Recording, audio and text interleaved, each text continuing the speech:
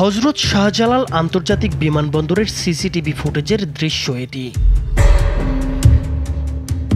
ভিডিওতে দেখা যাচ্ছে বিমানবন্দরে নিয়োজিত নিরাপত্তা কর্মীরা যাত্রী ও তাদের স্বজনদের সঙ্গে দুর্ব্যবহার করছেন, গায়ে হাত তুলছেন, যাত্রীদের নামিয়ে দিতে আসা গাড়ি চালকদের হয়রানি করছেন, এমনকি নারী যাত্রীদের শরীরেও স্পর্শ করছেন। এছাড়া নিজেদের আগ্নেয়াস্ত্র অবহেলায় ফেলে রাখছেন।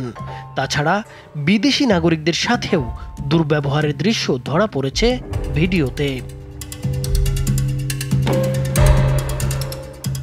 বিমানবন্দরের কাস্টমস গুদামে বহিরাগতদের মালামাল চুরির দৃশ্যও রয়েছে এখানে।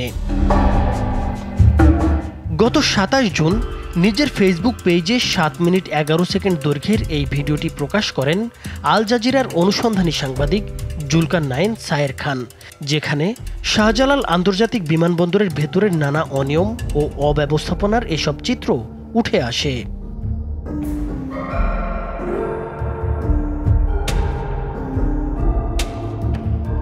ভিডিওর ক্যাপশনে তিনি লেখেন, বিমান বাংলাদেশ এয়ারলাইন্স ও বাংলাদেশ বেসামরিক বিমান চলাচল কর্তৃপক্ষ বা সিভিল এভিয়েশন হলো মানিকজোড়। এরা একে অন্যকে ছাড়া কমপ্লিট হয় না বা পূর্ণতা পায় না। তিনি আরও জানান, ২০২৪ সালের ৫ আগস্টের পর থেকে বিভিন্ন সময় দেশের প্রধান এই বিমানবন্দরের যাত্রী ও তাদের স্বজনরা কিভাবে নিরাপত্তা কর্মীদের হাতে হয়রানির শিকার হয়েছেন এবং মালামাল চুরির ঘটনা ঘটেছে তা সামনে আনতেই এই ভিডিও প্রকাশ করেছেন তিনি, যেন এসব অনিয়মের অবসান ঘটে।